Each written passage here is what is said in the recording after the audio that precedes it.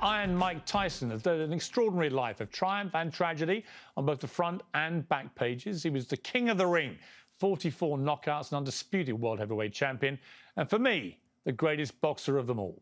He's always unmissable television, but the last time I interviewed him, it looked like he'd just been knocked out himself.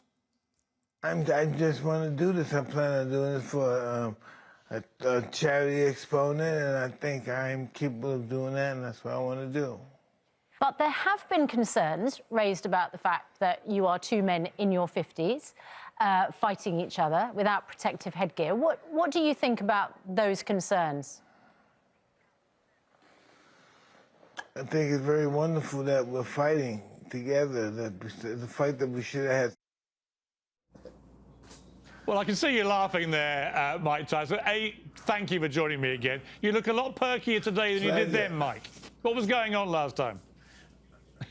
Hey, listen, I had hurt myself at that particular time. I guess I was training. Something happened. I hurt myself, and I received some painkillers from my wife. And after I received these painkillers, I was just incapable of articulating anything. It was just a mess. People thought I was so boring as an interviewer that I'd literally driven you to sleep. It was my fault, everybody. It was my fault. I need you to take the rap for this one, Mike, because I got killed for that. It was like, Morgan, you're just sending people to sleep. What's the matter with you? It's great to see you again, Mike. First of all, how are you? I've been watching you fighting. It was fantastic. And the next thing I saw, you were in a wheelchair because I think you've had bad sciatica blow up and stuff. How's your health generally? Yeah. Man, it's splendid right now. I've been training every day. I've been working out. I've been slightly watching what I'm eating, and I feel wonderful. Well, that's great to hear. I want to talk to you about a number of things. But first of all, I want to talk to you about Ukraine. The reason being that I went out there recently and I met with both the Klitschko brothers, two great world heavyweight champions themselves. One is the mayor of Kyiv, the capital city of Ukraine, fighting to save that city. His brother has actually been on the front line occasionally as well. What do you feel about that? That these guys that have been such great champions in the ring are now literally fighting for their freedom? Yes, I have a great deal of respect from those two fighters, and they're champions in the fight for their country as well.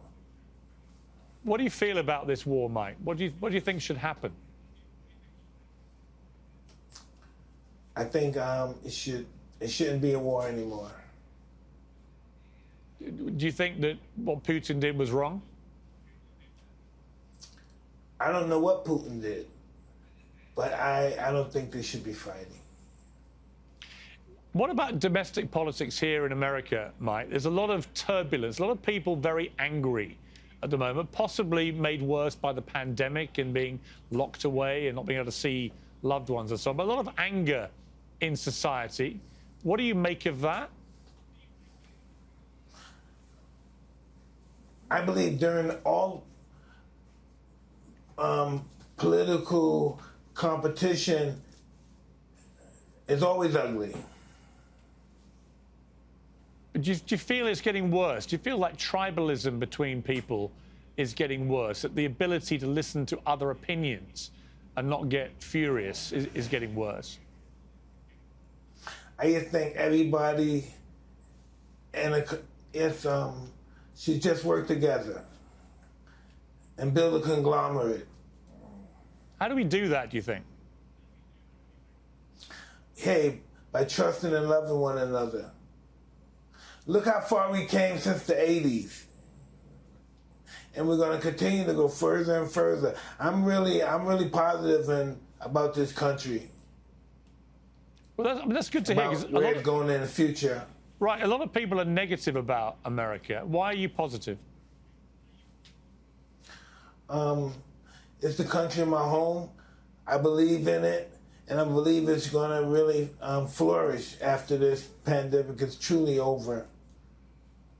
How did you find the pandemic, Mike, being locked down and not able to see loved ones and so on?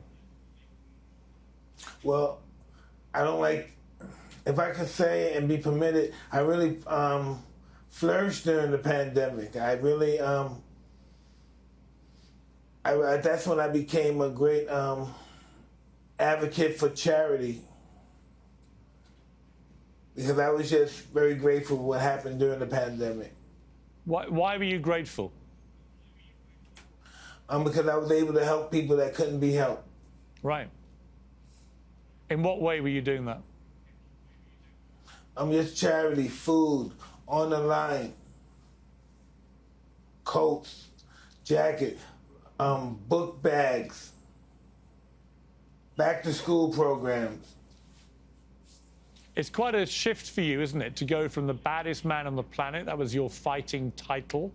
That's what your great coach, Cus D'Amato, wanted you to feel so that you were invincible in the ring. You go from that guy to a guy who, in a very difficult time for the world, was so keen to help everybody else, to be charitable towards them. Well, I had a great trainer to teach me how to be a great fighter. And now I have a great teacher to teach me how to be a great humanitarian. When you think about your journey, Mike, your life, how you've evolved as a human being, what place have you reached now? Are you happy in yourself? Hey, I'm very happy and I'm very proud of myself. I never understood my accomplishments as a human being until last year, perhaps. I never took myself serious, and last year I tried and it turned out really well. What did you learn about yourself? What have you worked out about yourself?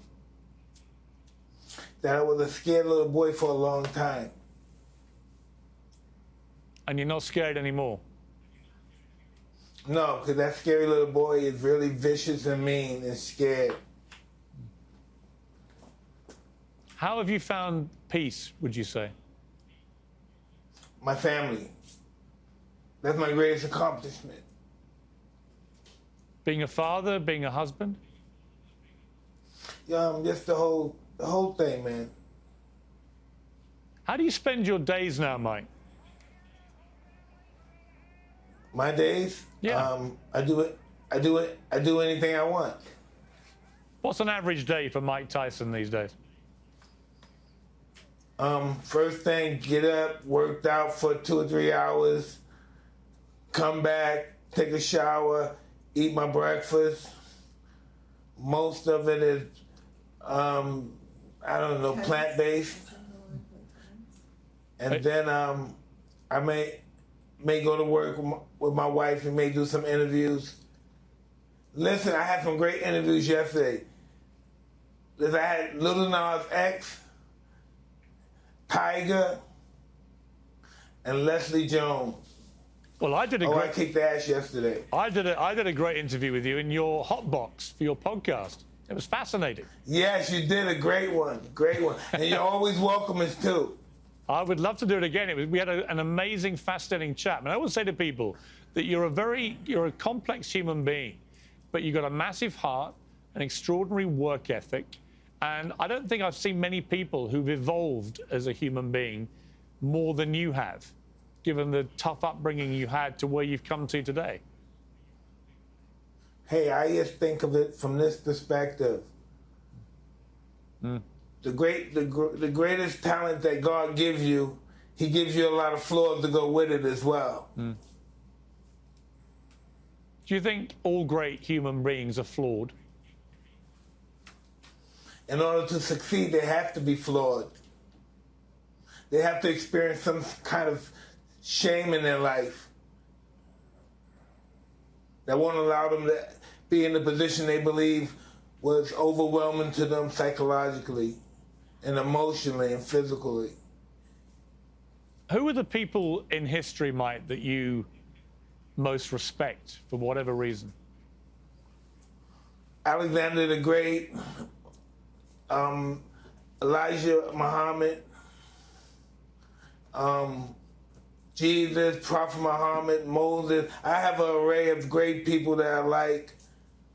Flavius, Belisarius. It's just so many people that I don't know, Charlemagne, Pippin, Charles Martel. You know, I can go array of people who I admire.